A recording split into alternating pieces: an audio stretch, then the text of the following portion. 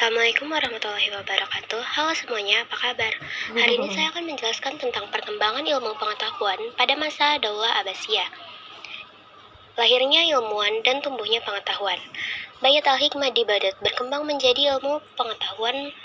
Para pelajar dari dalam maupun luar negeri datang ke Baghdad untuk belajar berbagai ilmu pengetahuan di Bayat al-Hikmah. Tidak hanya itu, Baghdad, Basra, Kufah, dan lain-lain juga memiliki tradisi literasi yang sangat tinggi. Berbagai perpustakaan, baik publik maupun pribadi, menjamur di mana-mana. Tradisi literasi menyebar ke seantero wilayah Abbasiyah yang menyebabkan berkembangnya ilmu pengetahuan. Perkembangan ilmu pengetahuan umum. Yang pertama ada kedokteran.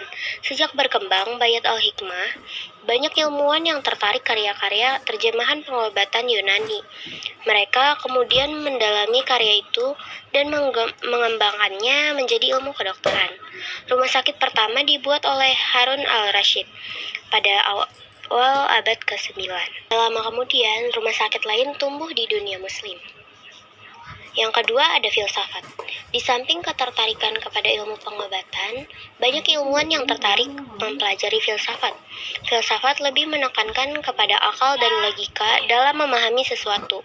Ilmu filsafat dikenal dengan istilah al-hikmah dan filasifah. Orang yang ahli dalam bidang filsafat disebut dengan hukama dan filosof. Yang ketiga ada astronomi dan matematika. Astronomi dan matematika berkembang cukup pesat selama masa keemasan Bani Abbasiyah. Pada masa Khalifah Al-Ma'mun, dibangun sebuah observatorium astronomi di Baghdad dan Damaskus.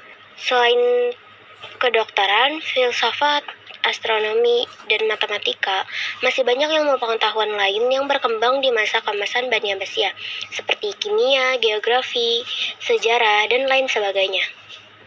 Selanjutnya, perkembangan ilmu pengetahuan agama. Selain ilmu pengetahuan umum, masa dinasti Abbasiyah juga diwarnai dengan perkembangan ilmu pengetahuan agama. Ilmu ini bersumber langsung dari Al-Quran dan hadis Nabi Muhammad SAW. Yang pertama ada ilmu kalam, merupakan ilmu yang mempelajari tentang Tuhan dan segala aspeknya. Yang kedua ada ilmu fikih, merupakan ilmu yang mengkaji hukum syariat Islam dari segi formal, peribadatan, dan dalam berinteraksi sosial. Yang ketiga ada ilmu tentang akhlak, merupakan ilmu yang membahas perangai, tingkah laku, kesederhanaan, keberanian, kebebasan, kecakapan, dan lain sebagainya. Yang keempat ada ilmu hadis, merupakan segala sesuatu yang bersumber dari Nabi Muhammad SAW, baik perkataan, perbuatan, maupun ketetapan. Yang kelima, ilmu tafsir, merupakan ilmu yang dikembangkan untuk memahami isi kandungan Al-Quran. Yang kedua ada seni dan seniman dinasti Abbasiyah. Berbagai seni yang dikembangkan pada peradaban dinasti Abbasiyah yaitu arsitektur, patung, lukis, industri, kaligrafi, dan musik. Selain berbagai seni tersebut, masih ada ragam seni lain yang dikembangkan di Baghdad. Di antaranya adalah sastra. Karya sastra yang melegenda menjadi cerita rakyat di seluruh dunia adalah Hikayat 1001 Malam. Yang ketiga ada kontribusi peradaban Islam untuk kemanusiaan dan dunia. Yang pertama ada kontribusi untuk umat Islam, yang kedua ada kontribusi untuk kemanusiaan, yang ketiga ada kontribusi untuk Renaissance Eropa, dan yang keempat ada kontribusi untuk dunia. Kontribusi untuk umat Islam. Seperti yang sudah dipelajari, pada masa Abbasiyah, ilmu pengetahuan agama berkembang sangat pesat.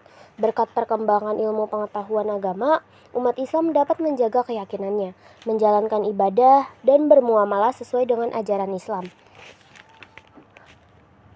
Kontribusi untuk kemanusiaan. Penguasa Abbasiyah mengembangkan interaksi sosial yang egaliter. Interaksi sosial yang egaliter menyebabkan munculnya pengakuan terhadap nilai-nilai kemanusiaan. Salah satunya adalah hak dalam beragama. Para penguasa dinasti Abbasiyah menjamin hak dan kebebasan dalam beragama. Semua orang yang tinggal di wilayah dinasti Abbasiyah memiliki kebebasan untuk memeluk agama dan menjalankan agama sesuai dengan keyakinannya masing-masing. Kontribusi untuk Renaissance Eropa. Sejarah Philip K. Hitti mencatat bahwa pada saat bangsawan Eropa baru belajar menuliskan nama mereka di wilayah Bani Abbasiyah, sudah berkembang kegiatan penerjemahan karya Yunani ke dalam bahasa Arab. Saat itu banyak pelajar Eropa yang dikirim ke Baghdad untuk belajar di Bayat al-Hikmah. Mereka kemudian terlibat dalam kegiatan penerjemahan karya-karya ilmuwan Bani Abbasiyah ke dalam bahasa Latin. Berbekal karya-karya terjemahan itu, bangsa Eropa kemudian bergerak menuju masa pencerahan. Mereka mempelajari sistem pengetahuan dan sistem sosial di wilayah Bani Abbasiyah yang dirasa lebih mencerahkan dan menjunjung nilai-nilai kemanusiaan.